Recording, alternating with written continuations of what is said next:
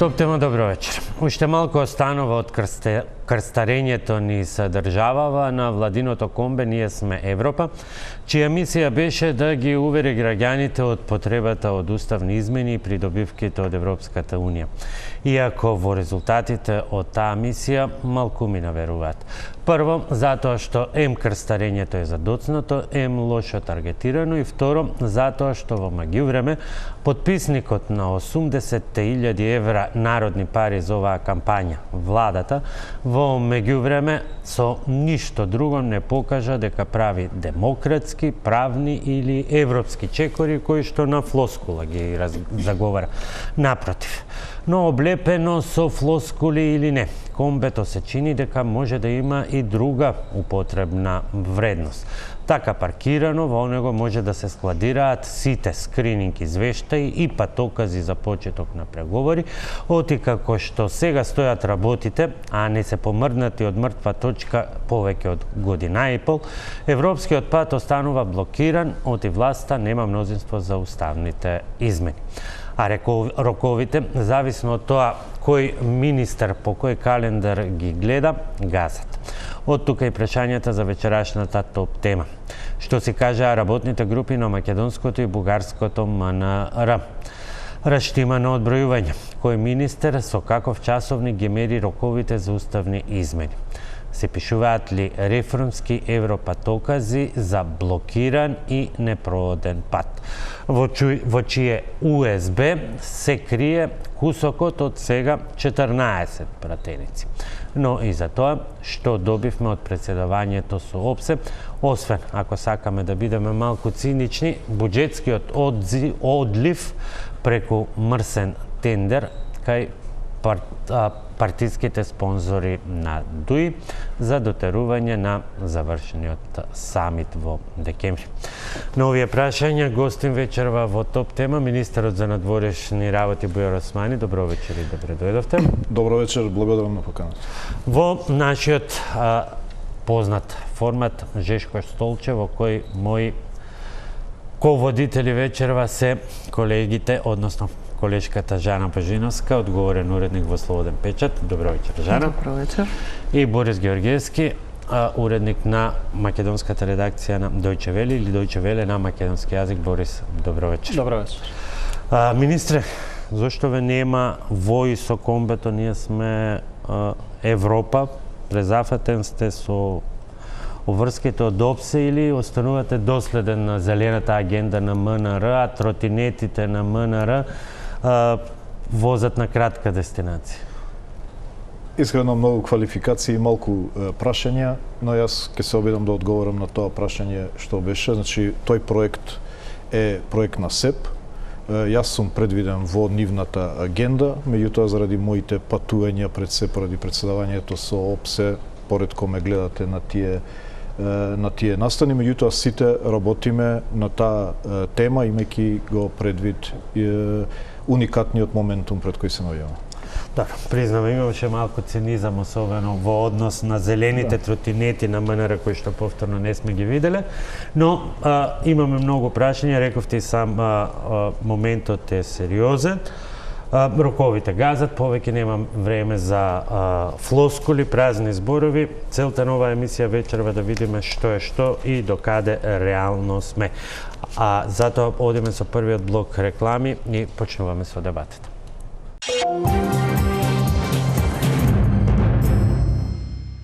Бујар Османи, министер за надворешни работи, гостин вечерва во топ тема. Мои кодомаќини Жана Божиновска, одговорен уредник во Слободен печат, и Борис Георгиевски, уредник на македонската редакција на Дојче Веле.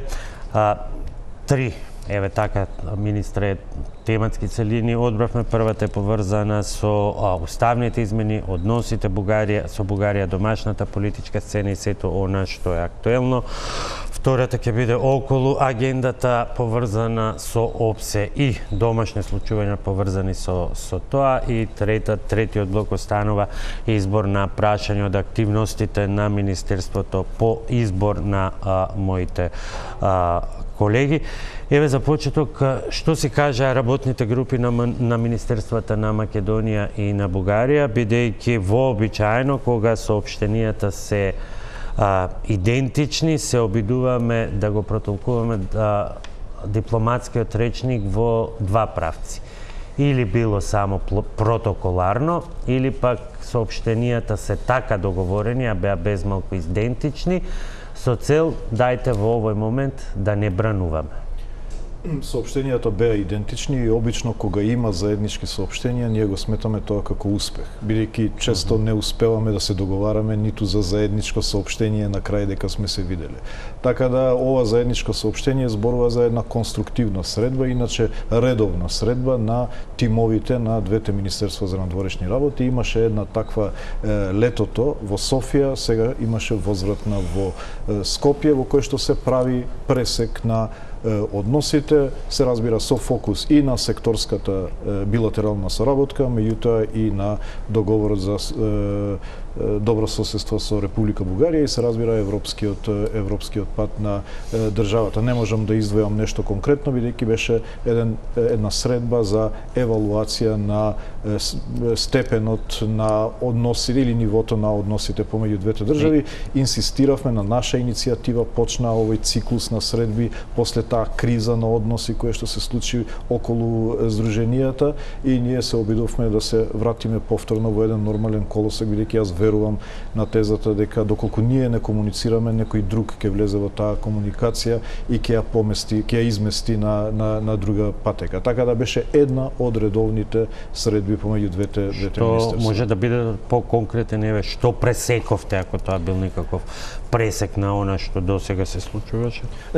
Едноставно разговаравме до каде се билатералните, секторската соработка. Знаете дека имаше работни групи кои што спроведуваа одредена агенда во сите полиња. Зборувавме за можен бизнис форум во декември во Софија, возвратен, бидејќи имавме еден во Скопје минатата година. Зборувавме за договорот за добро соседство, за протоколите, значи за сите прашања без некои одлуки, повеќе беше пресек и комуникација и размена на ставови помеѓу двете страни. Значи не можам да кажам дека беше некаков клучен состанок во кој што се донесоа одредени одлуки, меѓутоа сметам дека е корисен и се одвиваше во конструктивна атмосфера. А бидејќи на дневен ред биле и протоколите и договорот, кога се тие во прашања, има и многу поконкретни прашања, но верувам дека нив ги имаат моите колеги. Жана, повели. Прво, навистина е нејасно што значи успех ако се излезе со заедничко идентично соопштение. Каде е тука успехот?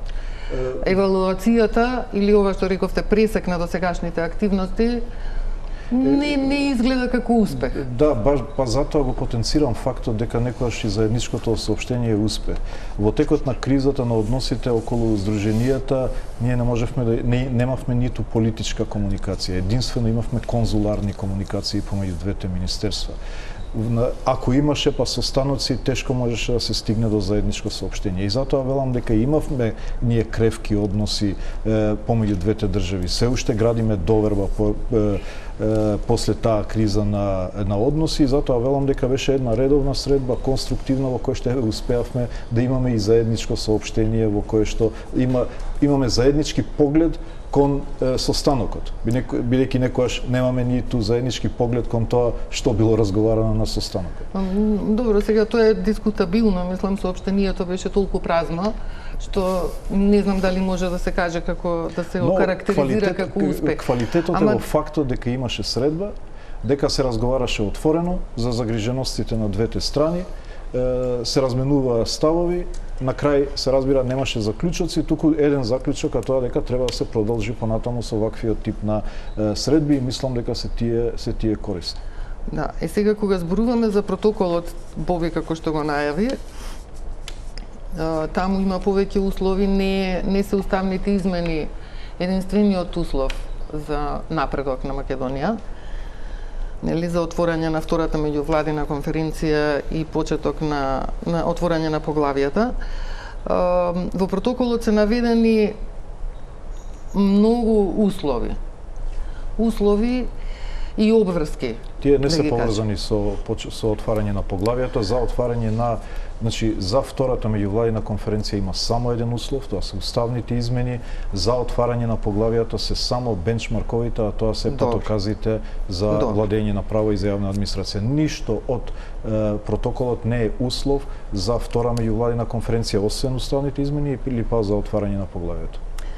Уставните измени некако во последниот период остана во втор план, би рекла, бидејќи вниманието на јавноста, на политичарите, на пратениците е свртено кон амнестијата, претходно кон кривичниот законник. Зошто е ова вака? Дали е обидот да се да се покрие тој неуспех со уставните измени до сега, или пак како влада сте сигурни во нивното освојување? Видете, не можам да гледам, да видам некоја конспирација во тоа што има дефокусирање од уставните измени. Знаете, животот продолжува и покрај потребата за уставни измени, предизвиците државата ги има. Прашањето на јас не ја следам од близко таа тема, меѓутоа состојбата во затворите е навистина алармантна и од тука доколку има некакви решенија за предизвиците, а се случуваат во период кога разговараме за уставни измени, не мислам дека има некоја намерен дефокус, туку едноставно општеството продолжува да си функционира, државата продолжува да си функционира. Мислам дека со ништо не може да се намали важноста и итноста на уставните измени. Се наоѓаме пред сериозен историски моментум. Знам дека политичарите тоа го кажуваат секогаш и веќе губи од тежина, меѓутоа навистина после Втората светска војна и после формирањето на Европската унија ваков геополитички моментум немало никогаш со руската агресија во Украина, и од тука е нашата итност да фатиме чекор со ова отварање на Европската унија. Бидејќи јас често викам, Европската унија се шири по два принципа: меритократски и геополитички. Што значи тоа? Дека вратите на Европската унија се отвараат, односно таа голема железна врата се отвара периодично во одредени политички, геополитички тригери и моментуми.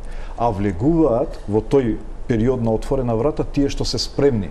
Затоа е и меритократски и геополитички. Ние имаме очигледно се слушаат врисоците на таа железна врата како се отвара, ќе влезат само тие што се спремни. Ако ние ја пропуштиме оваа шанса, вратата ќе се затвори во некој друг геополитички моментум, после неколку децении, откако ние сме ги изгубиле веќе сите шанси, тогаш ќе се отвори повторно. Затоа е итноста и затоа ни еден друг предизвик не може да ја намали итноста на потребата од уставни измени. Добро, мислите дека овие апели ваши, постојани изјави на сите министри за итноста на усвојувањето на уставните измени помагаат, или исто дали помагаат апелите на високите странски представници што доаѓаат? Има ли ефект од тоа? Јас се Вака чудам, не се гледа. Не само јас, сите се чудиме и меѓународните представници на несериозноста на опозицијските политичари кои што или не го разбираат историскиот моментум, или толку се заслепени од потребата за власт да оваа шанса се обидуваат да ја пропуштаат. Ова ни го кажуваат странците, ова ни го кажуваат најголемите познавачи на европското проширување, дека вакви моментуми се јавуваат еднаш на 70 години, на 80 години. Значи немало ваква геополитичка криза во која што едноставно се испревртува масата. Значи до 24 февруари во ЕУ не се разговараше за прашањето на проширување. Наеднаш имате ова големо историско поместување, се јавува шансата и ние зборуваме за изборите и ние зборуваме за тоа кој ќе биде премиер или кој ќе биде министер или кој ќе биде пратеник. Значи е толку несериозност да странците еве што ни кажуваат. Очигледно државата не покажува капацитет за членство во Европската унија, бидејќи Европската унија не е прашање само на владата. Европската унија е прашање на целата држава. Или имате заеднички договор помеѓу влада и опозиција дека ова ни е стратешки интерес, дека без ова ние не можеме како држава, или пак кажете, вчера ми остави впечаток германскиот министер за земјоделство во својот говор во германската амбасада. Рече, доколку одлучите да го продолжите патот, ние ќе ве поддржиме. Мене ми остави впечаток, можеби за него тоа беше една обична реченица, доколку одлучите да го продолжите патот. Значи, тоа е доброволна волја на една држава која што смета дека целта е Европската унија, патот е тежок, Нема конспирација за било која држава, за секоја држава бил патот тежок, за некој повеќе, некој помалку, но е наше прашање. Ние сметаме дека не можеме без Европската унија. Сега имаме шанса, ние зборуваме дали ќе стане Мицковски, ќе победи на избори или ќе изгуби на избори. Знаете, ако малце се подигнете од процесот, ако малце го погледнете процесот од повисоко, ќе гледате колку е тоа банално, колку е тоа срамно за една политичка конјунктура која што во вакви историски моменти, замислете да ја гледаме историјата во Втора светска војна, Прва светска војна и ние сега да ги разгледаме партиските интереси на одредени страни, колку ќе ни изгледат мали, банални, несериозни. Такви се овие наши внатрешни динамики по однос на тоа што се случува геополитички. Гласот веќе ми снемува, врескајќи, кажувајќи колку е ова важно. Колку е ова важно. Министре, и на опозицијата и снема глас кога врескаше лани од 19 јули, веќе година и пол, па се до денеска. Опозицијата беше грешка. Дека преземавте чекор без кој што без консензус дома и кој што не можете да го спроведете до крај. Изјавата ваша лани на 19 јули на целата делегација беше обврска е на секого и до ден денеска, до пред крајот на август, кога ви тргна ова комбе во Ние сме Европа, ништо не направивте да ги доближите ставовите со опозицијата, при тоа оставивте многу нејасноти и пропуштивте на опозицијата и натаму да го води наративот и не најдовте ниту еден контрааргумент тој наратив за бугаризација, промена на уставот под бугарски диктат и така натаму. Видете, ако имате еден што гради куќа и друг што руши куќа, секогаш во предност е тој што руши. Зашто за да градите е многу потежок процес отколку да рушите. Сега сме во таква позиција ние и опозицијата. Они сакаат да рушат све пред себе, ние сакаме да градиме. И вие прашувате зошто се они во предност. Па нормално земете чекан, рушете све пред себе, ќе бидете поуспешни. Во однос на уставните измени. Често го кажувам, многу е важно што еднаш да повторам. Имавме две патеки во дискурсот со Бугарија. Историско-идентитетски и малцинско-човекови права. Ние свесно го поместивме тежиштето од историско-идентитетскиот корпус на прашања во малцинско-човековите права.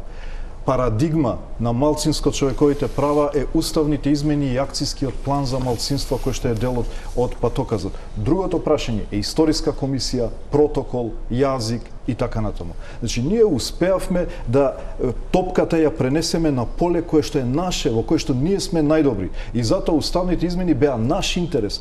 Уставните измени се наш интерес. И не велам, и апсолутно сметам дека опозицијата беше грешка во 19 јули, се уште е грешка и они знаат. Затоа што сум кажал, идејата за уставни измени првпат сум ја слушнал во ВМРО ДПМН за уставни измени. Од таму ја слушнав дека доколку уставните бугарите беа внесени во уставот во 2001 година заедно со другите, до сега ќе имавме оформена свест за посебна бугарска малцинска заедница во Република Северна Македонија. Зошто некој сака да го спречи тезите за бугаризација? Видете, целата ситуација е парадокс. Денеска читам колумна, жал ми е што употребувам име, ама Димитар Димитров не обвинува за бугаризација на државата и ги читате неговите книги и се чудите кој се брани односно ја обвинува оваа влада за бугаризација и за однародување. А министре, кога го свртевте фокусот на овие прашања, сметавте ли дека ќе има толкав отпор кај опозицијата и не само кај опозицијата? Опозицијата ќе имаше отпор на било што, воопшто да немаше ниту едно прашање во преговарачката рамка. Опозицијата за жал е заслепена поради близината, временската близина на изборите. Зар не гледате дека дебатата е нерационална? Прво, имате неконзистентни ставови. Ќе ги прифатиме уставните измени ако добиеме гаранции. Ќе ги прифатиме уставните измени ако излезе ДУИ. И ние ги пресретнувавме, пошто знаевме дека овој став им е вештачки креиран заради политички маркетинг, заради злоупотреба на емоцијата на граѓаните по однос на ова прашање. Да излезе ДУИ, ние излеговме, дадовме оставки. Еве, дента кога ќе ги изгласате уставните измени, излегуваме. Гаранции, излезе германскиот Бундестаг со гаранции. Европската унија е спремна да излезе со гаранции. Сега бугарски диктат. Бугарите велат, па ние немаме други прашања. Меѓутоа, значи, јас како опозицијата функционира сега? Имате или немаат, бидејќи за ФАЦ мислам дека изјавивте дека никој не знае дали ќе имаат нови услови. Ќе кажам сега. Опозицијата прави анкети и ги гледа кои се расположенијата на граѓаните и викаат ајде сега да изградиме став согласно оваа емоција на граѓаните. Но така не се води држава. Тоа е популизам класичен, меѓутоа тоа е окей во нормални времиња. Ама знаете што, против уставните измени не е само опозицијата. Значи има противници и во другиот блок. Има противници кај неопределените. Не е само опозицијата. Јас мислам дека за внесување на бугарите, хрватите, евреите во уставот генерално нема никој против. Затоа што нема аргумент зошто да сте против. Да сте против таа идеја, вие се спротивно на националните интереси на Република Северна Македонија, бидејќи ја потврдувате тезата на бугарските радикали за која што они ја промовираа дека нема раздвојување помеѓу двете етнички заедници. Така да, погрешен е тој пристап. Целиот пристап е емотивен и изборно калкулиран. Изборно калкулиран и ова го кажувам најодговорно го кажувам дека целата стратегија на опозицијата е заснована на анкети и на потребата за добивање на политички поени, затоа што немаат ниту еден суштински аргумент против уставните измени. Ако ние се поместиме од малцинско човековите прашања, каде што сме најдобри, другата алтернатива се историските прашања. Таму ќе го вратиме тежиштето. Дали некој се свесно сака да не донесе таму. Сега, по однос на интервјуто во ФАК, бидејќи нема ова прв пат се јавувам во јавност после тие обвинување дека јас сум кажал дека ќе има нови барања. Значи, после 19 јули има една квалитативна промена. Бугарските барања се протегаат се до еден зид создаден наречен преговарачка рамка. Какви сакате бугарски барања може да имате во овој период? Тие ќе удрат во зидот наречен преговарачка рамка. Кај нас стига само тоа што го дозволува преговарачката рамка. Рамката е дефинирана, све е таму зацртано, изгласано од 27 земји членки. И затоа во интервјуто јас велам, да, Бугарија ќе има нови барања, ќе има некоја нова влада. Председателот ќе влезе во изборна кампања и ќе почне да лиферува барања. Меѓутоа, тие барања, тие бранови ќе удрат на преговарачката рамка. Пред 19 јули опасно беше што ќе влезе во преговарачката рамка. Сега ситуацијата е чиста. Патокази, односно бенчмаркови за прогрес во процесот се два патокази. Патоказ за владење на право и патоказ за јавна администрација. Само еден компромис е прифатен од Република Бугарија, акцискиот план за малцинства. Затоа што ние сакавме тежиштето да не биде историјата, туку малцинските права на бугарската и два сета на мерки. Мерки кои треба да бидат преземени пред меѓувладината конференција за комплетирање на фазата на отварање на пристапните преговори. Тоа се уставните измени, па сега би го читам протоколот. И мерки кои треба да бидат преземени по одржувањето на меѓувладината конференција за комплетирање на фазата на отварање на пристапните преговори. Тоа е билатерален процес. Говор на омраза, рехабилитација на жртви на репресии во комунистички период, темата за историјата. Нецелисходна е оваа дебата затоа што не се разбираме во суштина. Ова е билатерален протокол. Ова нема врска со процесот. Втората меѓувладина конференција ќе се одржи со автоматизам, по автоматизам дента кога ќе се усвојат уставните измени и нема друг услов и нема да има ново одобрување за втората меѓувладина конференција. Значи се одржува втората. После втората има бенчмаркови за отварање на првиот кластер.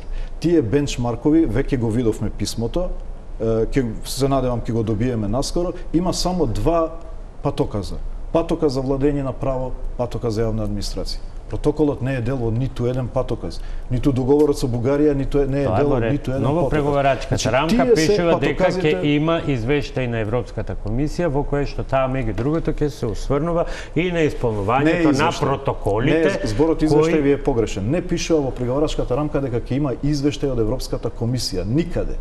Затоа што под извештај подразбира писмен извештај. Европската комисија нема да има писмен извештај по однос на договорот за добрососедство, ниту протоколот.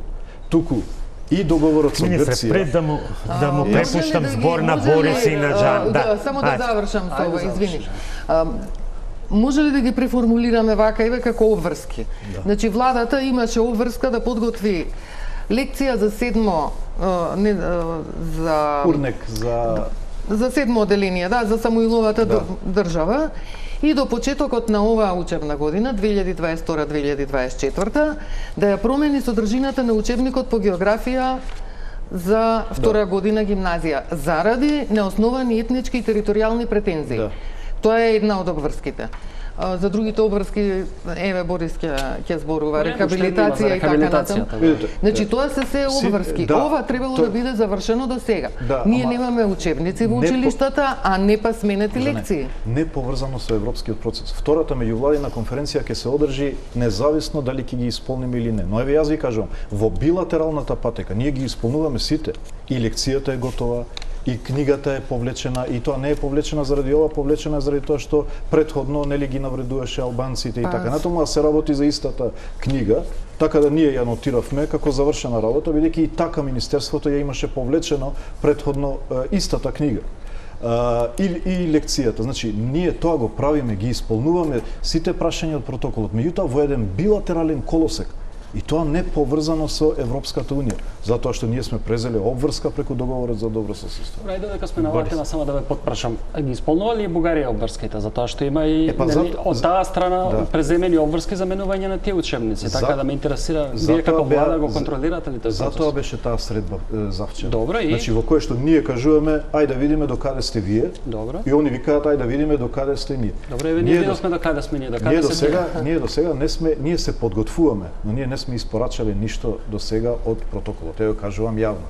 Затоа што не сакам поединечно да ги испорачаме. Ние се подготвуваме во услови да бугарите кога ќе бидат они спремни, ние реципрочно ќе си ги разменуваме. Заклучокот е дека и од едната и од другата страна нема ништо исполнето до сега. Нема формализирано, но ние се подготвуваме и внатре ние си ги собираме прашањата за да не најдат неспремни во услови да они ги исполнуваат своите обврски или пак еве се раздвижи целиот процес на билатерална комуникација.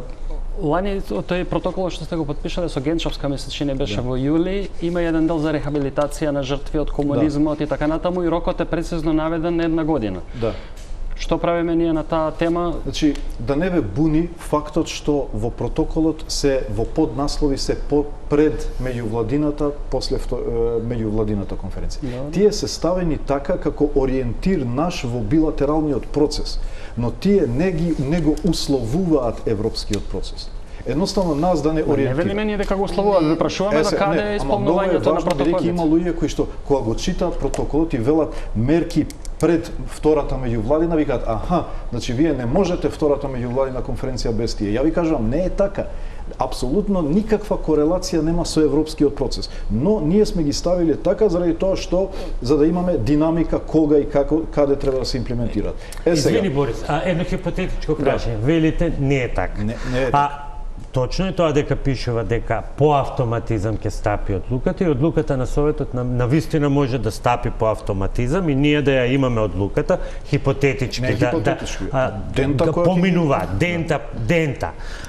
Кога ќе се изгласаат уставните измени, ние имаме одлука на Советот и Советот донесува одлука и вели се одржува втората меѓувладина. Нема одлука, веднаш председавачот почнува и Бугарија вели, аха, видите, окей, во ред, тоа да, ама сега ние пред да преминеме на таа фаза, ние имаме тука точки како не може да каже. Не може да каже затоа што Европската унија ќе каже мене не ме интересира што сте пишале вие во вашиот протокол. Мене ме интересира што има во преговарачката рамка. Во преговарачката рамка пишува штом ги усвоите уставните измени по автоматизам се свикува втората, не се донесува одлука, се свикува втората меѓувладина. Затоа ви велам, протоколот е билатерален процес во кој што ние не бегаме од одговорност. Еве да ги почнеме преговорите. Тие преговори ќе траат 5, 10, 15 години, никој не знае колку. Било која од овие точки може да се отвори како проблем и пак да се вратиме на тие историски прашања, нели? Ама ќе се отвори во билатерален контекст, не во европски контекст. И да се отвори во билатерален контекст и може да стават вето на продолжувањето на преговорите, еве да ги почнеме. Они вето може да стават само за точките кои што се на дневен ред. Овие прашања нема да бидат точки на дневен ред, во ниту едно поглавје, во ниту еден бенчмарк. Затоа што се утврдени веќе бенчмарковите. Поглавје јавна администрација и владење на правото. Сум кажал неколку пати, они можат во делот на акциски план за малцинства. Тие ќе бидат точки на дневен ред во кој што Европската комисија ќе даде извештај, па Бугарија ќе каже извинете, а акцискиот план го правиме ние. Значи веќе ние го подготвуваме, имаме втор драфт на акцискиот план. Ние ги ставаме мерките, не ни ги наметнува Бугарија, не ни ги наметнува Европската унија. Ние кажуваме во координација со нашите институции што треба да правиме согласно српско искуство, хрватско искуство, тоа искуство, правиме план. Планот го доставуваме. Ако тој план после консензуално се одобрува. Го одобрува Европската унија тој план и по тој план Европската комисија ќе даде извештај. Но пак ви велам, малцинските права ние не бегаме од малцински права. Значи, ние сме најдобри во малцинските права. Зошто да бегам? Јас сакам топката да ја имам таму каде што најдобро знам да шутирам. Зошто таму каде што е по-субјективно, каде што е по-асиметрично во однос на сили историските прашања. Сакам преска загатнавте нешто околу опозицијата и бугарскиот диктат, нели нивното тврдење. Имавте едно интервју, ако не се лажам, пред недела-две. Зборувавте дека фактички уставните измени, односно внесувањето на Бугаријата на уставот, предпоставувам во оваа фаза, било ваша иницијатива. Јас малку теза што ја застапувам дека е наш интерес. Сакам да ве допрашам ово за да ми објасните, затоа што јас малку прочешлав по архивите и сега од 2021 е тоа фактички официјално бугарско барење. Уште тогашниот и технички премиер и технички министер за надворешни, а нешто подоцна и председател од Радев. Значи зборуваме за 2021 година кога отворено кажуваат сакаме уставни измени и внесување на бугарите во уставот. Ми излегувате во интервју и велите не, тоа беше наша иницијатива. Прашањето ми е всушност, сакате да одите контра на овој наратив на ВМРО ДПМН, дека е бугарски диктат, да кажете дека е наша иницијатива или што ви е целта со тоа? Прв пат прашањето на уставни измени е спомнато на мој Facebook статус после средба со случајно, затоа што бев прашан, односно дента го постирав, па ме прашаа медиумите на средба со верските лидери за ковид, за да ги повикаме лидерите да повикаат заради ковид. Која година беше тоа? Не можам сега да може да го најдеме, тогаш беше спомнато прв пат, а тоа го слушнав од средба во ВМРО ДПМН. И затоа целата ситуација ми е парадокс. Ние затоа што стратешки одлучивме дека в наш интерес е да се помести тежиштето. Прво, во делот на идентитетот, идентитетските прашања, јазикот мора да биде фиксен. Тоа е константа која што никогаш не сме разговарале. Имало обиди, знаете, имало писмени обиди, договори од Бугарија. Наша стратегија била јазикот никогаш нема да се разговара. И остануваат историските прашања за кои што има потпишан договор пред да дојдам јас министер за надворешни работи, некој презедел обврска за тоа и малцинските права кои што срамежливо бугарите не ни го споменуваат тоа премногу бидејќи фокусот беше историјата, идентитетот и така натаму. Ме ве зборуваме за 2021 година, го споменуваат тоа и тоа баш во контекст на малцинските права. Тогаш почнува тежиштето да се поместува во малцинските права и човековите права, затоа што јас сметам дека тука не можат да не победе никој. Ние сме најдобри во тоа.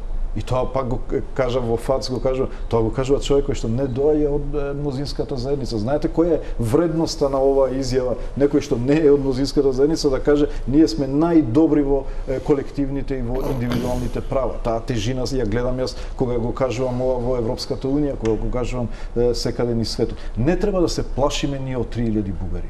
Не треба да се плашиме од тоа сите граѓани да ги имаат истите права. Вака се плашевме од албанците. Така од рамковниот договор, ука бука, ќе ни ја зема државата. И стигнавме до ситуација да бидеме најдобри во регионот. Не е спорно тоа и не верувам дека некој реално се плаши од 3000 бугари во уставот и тоа не е проблемот. Мислам дека и сте вие свесен дека тоа не е проблемот. Проблемот е стравот дека тие барања само ќе се прошируваат и ќе се множат низ текот на годините. Ама барањата се фиксирани и замрзнати за секогаш во преговарачката рамка. Затоа велам, тој страв е страв за да се плашат децата, не е за рационална дебата. Бидејќи све е дефинирано. Ако се замрзнати барањата, зашто бараме гаранции низ светот? Одиме во германски Бундестаг и бараме гаранции. За да им ги земеме аргументите на опозицијата. Значи тоа го правиме само заради опозицијата? Па, видите, реално ние голем дел од граѓаните верува во оваа приказна дека може Бугарија да ги асимилира. За мене е најнавредливо нешто еден политичар да му каже на својот народ ќе се асимилирате. Знаете која тешка навреда е тоа за еден народ да му кажат. И свесно излегува председателот на опозицијата, вели, вие ќе се асимилирате. Прво навредува народ дека он е таков да лесно се асимилира и он сега ќе брани од асимилирање. Барањата се фиксирани во преговарачката рамка. Бугарија изјави реторика ќе има и да бидеме спремни. Но после 19 јули бугарската реторика е само фолклор, во кој што доколку сакаме, доколку има реципиенти овде од кои што сакаат од тој фолклор да прават свадба, ќе направиме свадба. И ние натупаните, тие натупаните. Но формално преговарачката рамка е голем ѕид од бугарските барања. Нема, завршени се на 19 јули и тие се ставени во акцијски план за малцинства, уставни измени, а се разбира договорот за добрососедство, како и договорот за Грција, со Грција. Например, никој не го покренува прашањето дали во преговарачкиот процес ќе има извештај за договорот со Грција. До каде е што? Нема да има. Нема да има извештај од Европската комисија за Преспанскиот договор. Како што нема да има извештај од Европската комисија за договорот со Бугарија. Но проценката дали Северна Македонија има добри односи со соседите е важно прашање. Но како генерален впечаток. Министре. И доколку вие сте во постојан конфликт со Бугарија, Бугарија ќе каже извинете, ама земјава стварно не Министре, ова се чувствителни прашања, бидејќи го спомнавте дали ќе има извештај или ќе нема извештај и околу Грција. Граѓаните гледаат. Едноставно, особено во Скопје, мака мачат сега со термин за промена на личните документи, на никој не му е јасно зошто тоа мора да се случи, бидејќи ние со Европската унија, тоа е со Преспанскиот договор. Видете, меѓународен договор е посилен од домашна легислатива. Значи, кога ќе потпишете договор меѓународен, го ратификувате, тој станува дел од домашниот правен поредок. И дури има и ги над... Ама ние сме имале таква пракса со поранешните пасоши, па било од тој датум повеќе не се издаваат со поранешна Јас не сум чул до сега, прв пат слушам дека менувањето на пасошите е поврзано со нашиот пат преговарачки процес. Тоа е обврска од Преспанскиот договор, тоа е закон. Значи, Преспанскиот договор е закон ратификуван во собрание. Добро. И граѓаните се сега на мака, не знаат што ќе прават тие што не можат да добијат термин до февруари. Јас не покривам, јас дипломатски пасоши покривам, тоа не. Аха, не, па добро, секогаш е. Но во исто време сите патуваат кон Грција и гледаат дека таму знакот Скопје не е сменет, ниту па имаат намера да го сменат. И да ве вратам сега на проблемот со Бугарија, од каде произлегуваат сите фрустрации кои никако не успевате да ги објасните. Го загат на Борис рехабилитација на жртвите на рехабилитација на жртвите на репресии во комунистичкиот период. Извините, министре, ние имавме колку години беа отворени архивите? Уште се отворени? Кој сака може да отиде, можеше да отиде и уште може да отиде да се ги архиви земе. е трета тема. Бидејќи знаете, јас имам владата прво има тело меѓуресорско кој што го водам јас за протоколот и се разбира внатре имам таск форс во министерството. Рехабилитацијата што се бара? Владата до со една изјава да ја реафирмира изјавата на собранието од 90 и од 2006 Само се вели правна рамка. Тоа е за архивите, пристап до архивите. Значи, рехабилитација е само владата треба да даде една изјава. Јас ја имав спремено изјавата пред неколку месеци. Не сакам да испорачам ништо додека не видам дека и бугарите све се спремни во нивниот дел и дека уставните измени одат во добриот правец. А ова неопходната правна рамка за целосно отварање на архивите. Нашите архиви беа отворени. Дали е македонец, албанец, турчин, ром, влав, бугарин, кој како се чувствува можел да се ги земе документите од тајните служби тогаш кога можел да се ги земе. Не е така, не е така. Што пак ги отвараме за кеф на бугарите? Биле отворени. Не. Биле отворени ограничено во рок од една година 2 пати. Во таа година со закон биле отворени, кој можел, во времето на Доста Димовски. Така. Оделе луѓето ги земале и после е завршен. Сега не може да се користат, нема пристап до архивите, до сите видови архиви. Треба законско решение, ние сме го нашле и законското решение, и правилникот, и начинот како треба да се регулира ова прашање. Но тогаш кога ќе дојде време да видиме и од другата страна дали е исполнето. И ќе видите кога ќе се објави решението дека апсолутно не загрозува, не засега ништо, туку е еден нормален процес на отварање на архивите кој што еве Бугарија го има. во моментот го има целосно. Значи според вас ние сме комплетно спремни.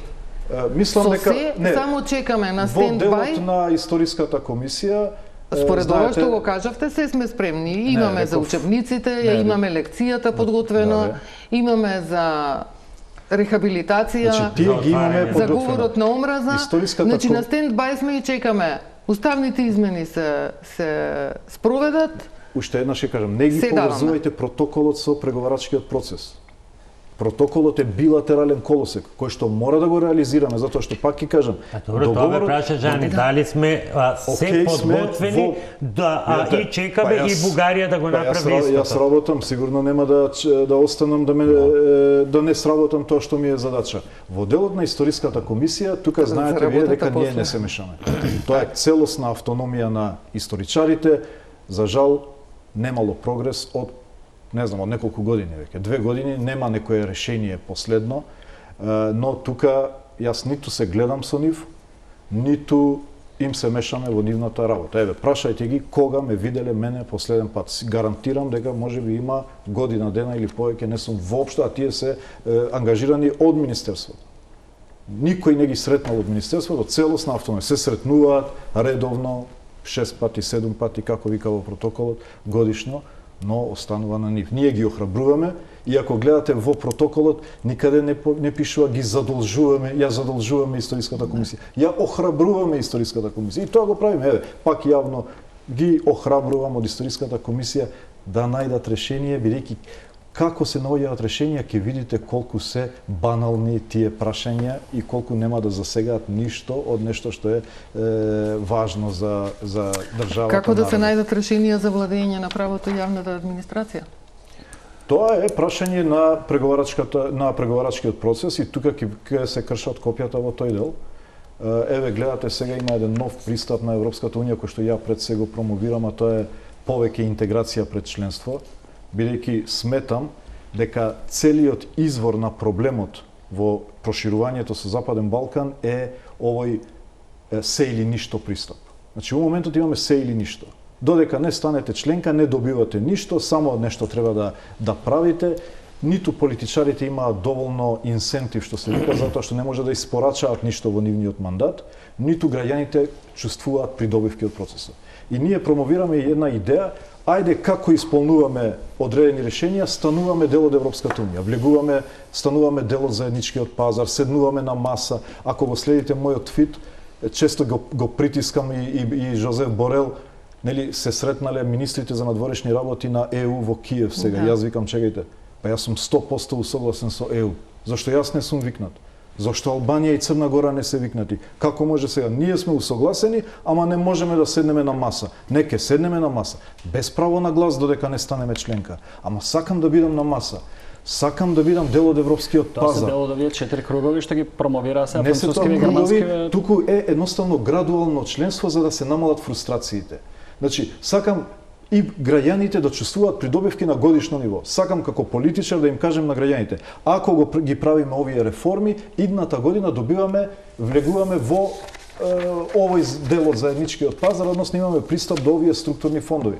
Сакам и јас да имам политички профит од тоа, да испорачам, наместо нешто да ветувам за по 10 години, бидејќи тоа ќе ме потикне мене да ги реализирам реформите, а граѓаните па нема да бидат изложени на малигни влијанија. Нема да бидат изложени на овие лажни вести кои што им викаат, гледате, ЕУ ве лаже, ЕУ ви го губи идентитетот, еве Русија ви е решение, гледате, Русија никогаш не ве притиска за владење на право и така натаму. Значи, идејата е, кога ќе станеме членка, мислам дека, и тоа го аргументирам често пред моите колеги, викам, нема да биде ни главна вест веќе. Затоа што ние ќе бидеме ЕУ, ќе седнеме на сите маси, ќе бидеме дел од, еве сега новиот пристап, уште не е објавен, меѓутоа можам нешто да објавам. Буквално нашите продукти со тој пристап подеднакво се продаваат во европскиот пазар. Или нашите квалификации се признаваат подеднакво во Европската унија. Тоа значи еден доктор не треба ни да нострифицира за да се вработи во било која болница на Европската унија. Значи тоа ќе биде вест, министре, што велите вие тогаш кога ќе бидеме во ЕУ нема да биде. Тоа ќе биде вест, бидејќи тогаш ќе се иселуваат. Затоа што еден доктор не се иселуваат сега кога немаат надеж. Па ги гледаме примерите со другите земји што се влезени во ЕУ. Опозиција која што целата дебата ја има врамнето во една тема, а тоа е Бугарија, за да не понудат ништо друго. Значи, дали сте слушнали од опозицијата економска програма, социјална програма, здравствена програма, било каква програма за подобар живот, за задржување на младите. Све е на Бугарија, за да се бидејќи ова е теорија. Ама не сме тука да зборуваме за опозицијата. Опозицијата не е таа што одлучува во моментов за тоа за владењето на правото во државата. Опозицијата го блокира овој процес. Не е таа што испорачале вие. Еве, го споменав на почетокот овој европски караван и реков и во најавата, во меѓувреме ние не гледаме ништо што сте испорачале европско. Го слушнавме пред некој ден изјава на вице-премиерот Бојан Маричич дека директно, како што вели, и од холандскиот амбасадор, и како што потреби формулација, представници од ХАК директно бил повикан за да ја изразат загриженоста за последните измени на кривичниот законник кои што ги направивте. Нема правник, освен партиските членови и во владата. На дворешната политика, ние сме спремни утре да станеме дел од Европската унија. 100% сме спремни да станеме дел. Мисля, јас сум тука како МНР. Ако доаѓам во име на владата, сте член на влада, сте граѓани на влада. Вие сте член на влада, значи добивате отворена критика од земја членка за која што знаете дека ставаше вето и за Албанија, па и за Македонија, токму заради владењето на правото и корупцијата, и вие носите како член на влада и како влада измени на кривичен законник за кој што сите одговорно ви тврдат дека во ова нема ништо европско. Напротив, вие, господо европејци, го злоупотребувате европското знаме безобразно и непотребно. И тоа ви го кажува Европската комисија. И вие тоа не може да не го дискутирате меѓу себе. Став. Јас па мислам дека причината зошто владењето на правото, посебно во делот на високата корупција, не функционираше, зошто граѓаните немаа воопшто доверба во судството, е токму тоа законско решение, кое што беше така фиксно и радикално да не даваше простор, односно даваше простор за одложувања постојани и заради радикалноста во решенијата не се осудуваше, ретко кој се осудуваше да донесе одлуки.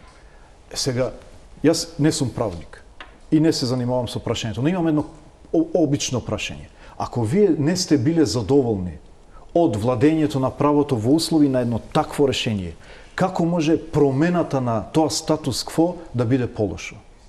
Веројатно, некој размислел дека со пофлексибилно решение кое што се дава пократки рокови за да ги притиска судиите да носат решенија и да се става фокус на конфискацијата на имот, ќе имаме повеќе резултати.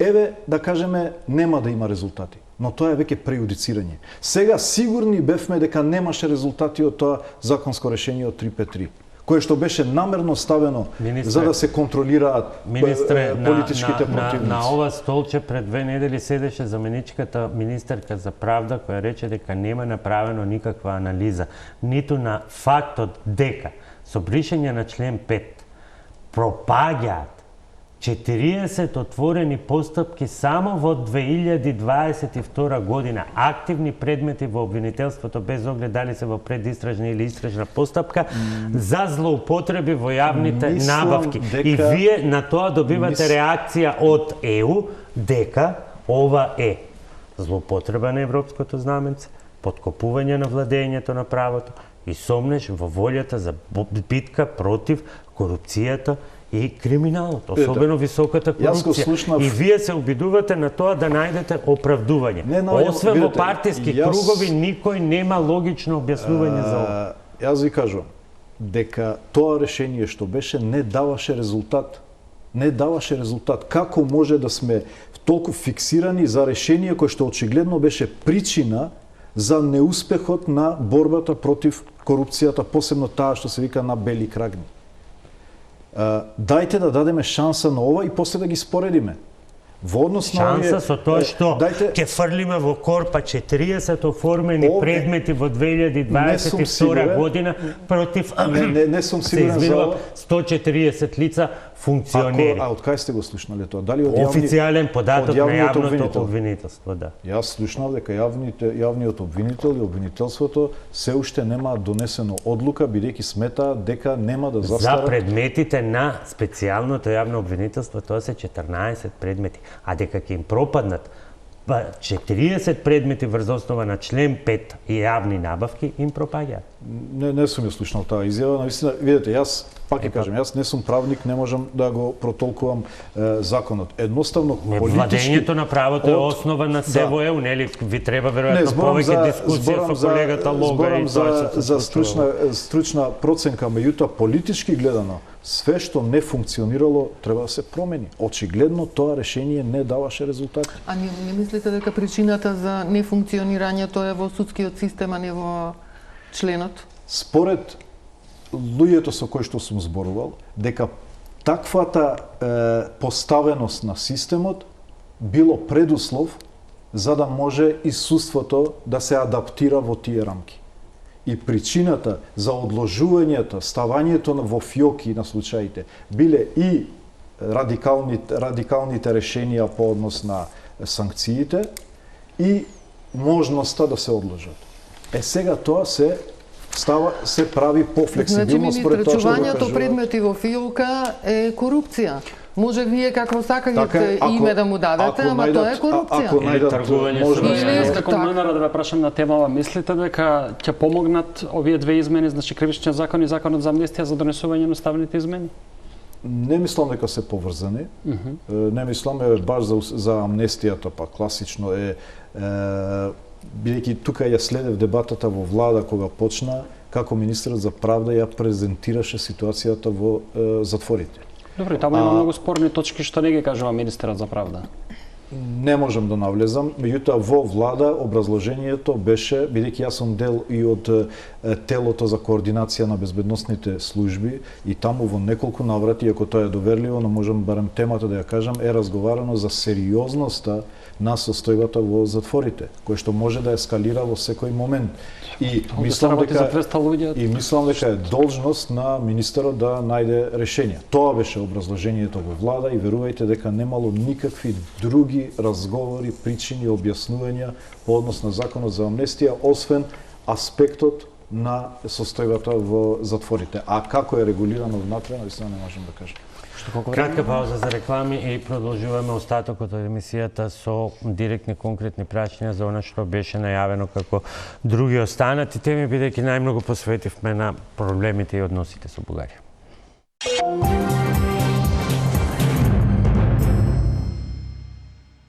Се враќаме, влегуваме во завршница, министре, на кратки прашања во контекстот на сето ова што ќе се случува во иднина.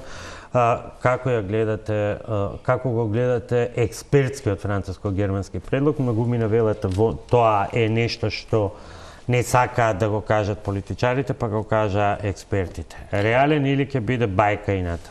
Значи, во Европската унија врие по однос на потребата за проширување, заради тој геополитички моментум. И сега секој се обидува да најде начин како да се забрза проширувањето. Интересен е пристапот, треба да се разговара и да се развижи. Јас во моментот повеќе верувам на овој мојот, што би рекол, или па концептот кој што повеќе проведува деновиве, повеќе интеграција пред членство. Значи, ништо помалку од полноправно членство, но до тогаш сакам да станеме дел од Европската унија пред членството. Единствено да остане правото на глас на крај. Тоа можеме ние да си почекаме неколку години за правото на глас, но не можам веќе да чекам, не можеме да чекаме за пристап до пазарот. Не можеме да чекаме за пристап до фондовите, до структурните и кохезивните. Едно со друго е врзано, министре, затоа што таа дискусија е врзана токму со парите. 14,162 милиарди е помошта, ИПА-та, 2021-2027 за земите од Западен Балкан и Косово, тука се вклучително и Турција. Проценките се дека само 26,5 милиарди годишно ќе требаат за Украина. Видете, ние сме 15 милиони народ во цел Западен Балкан. Мислам присутни, 18 милиони сме на хартија, Украина е 40 милиони. И плюс често ме прашуваат, се обидуваат да ме ставаат во компетитивен однос со Украина. Знаете како е? Ако Украина падне, паја и Европската Унија, паја бродот во кој што ние сакаме да влеземе. Така да нема логика ние да се споредуваме зошто сега Украина пред нас, како тоа ние 20 години. Украина ја води битката за сите нас. Ако Украина е победена и Руската Федерација ја добие Украина, прашањето на стабилноста и мирот и перспективата на целиот проект е во прашање. Така да второстепено ќе биде после нашата амбиција за членство во Европската Унија. Затоа никогаш не се обидувам Украина да ја ставам на сите ни е јасно дека и овој француско-германски предлог е многу повеќе заради Украина, да биде ради нас. Да, тоа ние треба да го искористиме сега. Баш за тоа што е за Украина, они не може да прескокнат Украина без нас и бараат, се отвара вратата, кој е спремен. И затоа велам јас, сега ќе се дели регионот во две групи. Една група Црна Гора, Албанија, Северна Македонија, ако влеземе, после ќе кажам дали ќе влеземе, и втората група е Србија, Косово, Босна, Херцеговина. Овие се земите со отворени прашања, Дејтон и српско-косовскиот однос. Ако сме спремни, ние ќе влеземе во групата, ако ги направиме уставните измени, влегуваме со Албанија и Црна Гора во оваа забрзана патека, бидејќи Европската Унија има потреба да даде порака за да има кредибилитет да ја тера приказната со Украина. Ако не ги правиме уставните измени, ние влегуваме во група со Босна, Косово и Србија, тогаш станува целосна билатерализација, бидејќи Европската Унија ќе каже вратата се затвори, вие решете го проблемот со Бугарија, кога ќе се отвори пак, пријавете се на шалтер.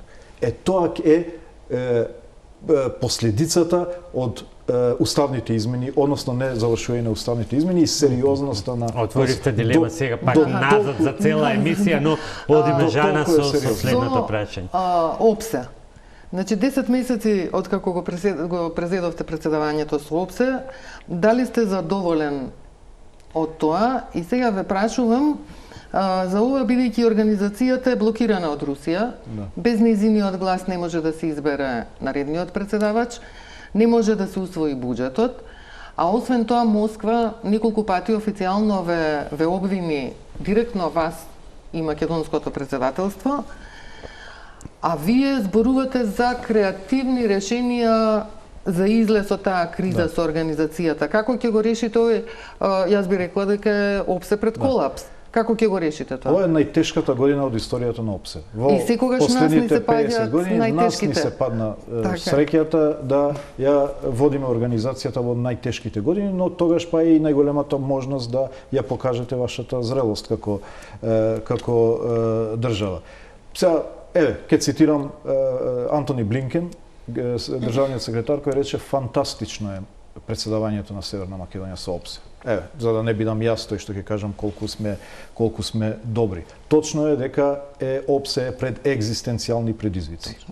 Нема буџет, немам председавач кому да предадам идната година во 24-та, тоа прв пат се случува во историјата, бидејќи Русија стави вето на Естонија и мандатот на четворицата извршни лидери на ОПСЕ, генерален секретар и тројца директори, вклучувајќи тој на ОДИР, и така натаму, им истекува мандатот, треба консензус за продолжување.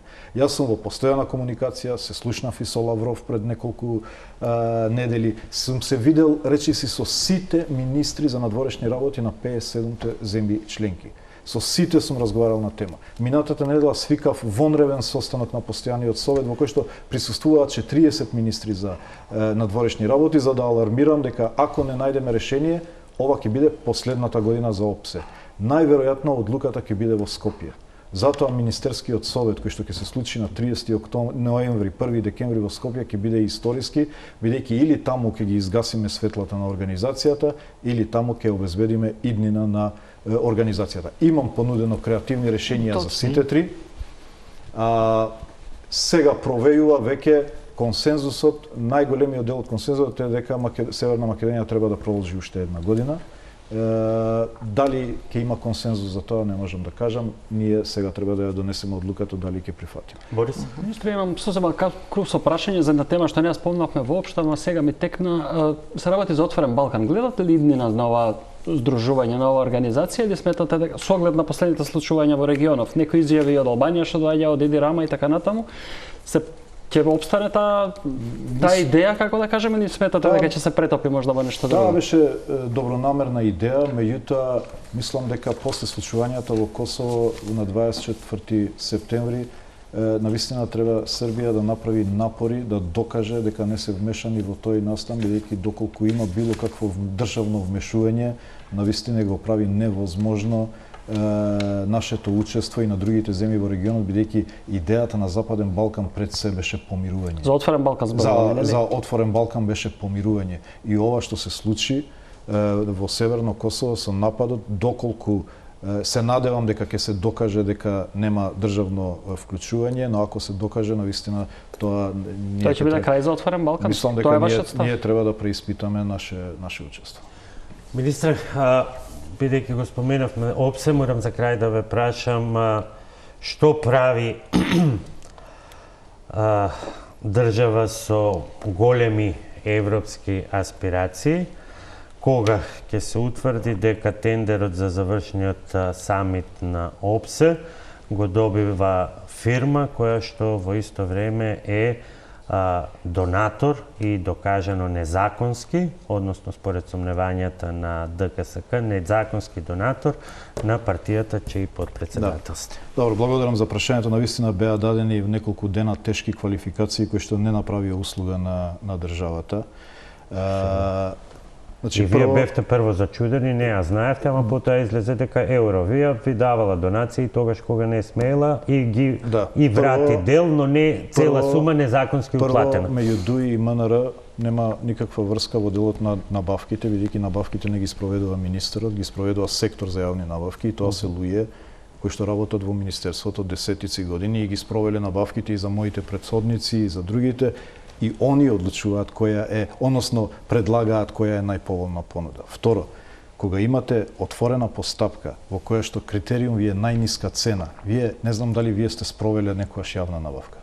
Но едноставно не, но ги читам извештаите на колегите кои велат тие со најниска цена се мелемче за местење. Ова кажува дека не сте спровели јавни набавки. Значи, знаете каде има простор за манипулации? Кога имате процент квалитет и тогаш квалитетот вие го одлучувате дали е ова квалитетно или не. Кога имате најниска цена, а ви се појавуваат повеќе компании, што значи дека била отворена за сите, вие не имате субјективна одлука воопшто, едноставно го бирате на ефтино. Добро, не, во ред. Како се чувствувате? Оваа фирма Евровија незаконски ја финансирала партијата чиј што подпредседателство. Прво, нема било кое решение друго јас да сум донел би било кривично дело. Да сум одбил поевтина понуда и да сум избрал 4 пати поскапа понуда, заради било која причина би направил кривично дело. И притисокот што го имам јас од јавноста е на некој начин и повикување за кривично дело, што е пак кривично дело. Доколку некој би сакал да манипулира, сигурно нема да манипулира со компанија која што е јавен донатор на партија. Пробивам со терминот зошто некој би манипулирал со компанија во која што е донатор. Значи, очигледно не сум имал избор. Затоа што сите се јавуваат, тој што е најефтин вие мора да го изберете. Плюс случајот јас доброволно го однесов во антикорупцијска, го однесов во јавно обвинителство затоа што ми беше важно заради останатите 57 држави. Не можеме такви квалификации да даваме без да ги знаеме. Еве, одете, прашајте ги утре антикорупцијска. Еден месец го испитуваат предметот да кажат дали. Но штетата што е направено преку квалификации навистина го уништува и ентузијазмот на тие десетици дипломати во МНР кои што макотрпно работат за да имаме успешна во една минута во чие УСБ има 14 пратеници за уставни измени, бидејќи беа 8, сега слушаме и дека тие што излегува од ДУИ на тоа се БЕСА, алтернатива, сите, се зголемува бројката на противници, стана кусокот дојде до 14. Во УСБ-то на Александар Николовски, друго УСБ мислам дека нема. А каде го продуцирал, не можам да кажам. Тоа не не е тоа од тие што си ги разменуваат? Па не знам дали ја свртов другата страна, веројатно пишува ВМРО ДПМН од тие изборните USB-ња. Комбето кој ќе се паркира ќе продолжи. Тоа е проект ние сме Европа. Добро, го користам символички. Или во него ќе ги складираме само патоказите да си ги чуваме за некои подобри време. Патоказите се спремни првите драфтови, верувајте дека патоказите ќе ни бидат нас Куран и Библија, устав за не, дали ќе не бидат во архива или ќе ги користиме практично, односно прашањето би било ќе има или ќе нема уставни измени. Па јас сум оптимист, ја покажав на 19 јули 2022 година кога никој не веруваше дека ќе се пробие процесот, па го пробивме процесот. Јас ви кажувам дека ќе го пробиеме пак и тоа во најдобар интерес, а времето, историјата ќе покаже. Кој е сега последниот рок? Некако се одолжува нон-стоп. Вратата некаде почнува да се подзатвара веќе после декември заради пак Украина. Значи би требало сега со сите сили да го фатиме декември. Но ако не биде, за мене план Б е до последниот ден од мандатот на овој парламент, затоа што сум убеден дека после изборите ќе биде многу тешко. Избори парламентарни и председателски заедно или тоа посебно? Дополнително, меѓутоа ќе бидат редовни. Ви благодарам што бевте гостин во топ тема. Колеги, ви благодарам што вечерва бевте мои ководители. Вам почитувани, ви благодарам за вниманието. Останете и натаму на тема.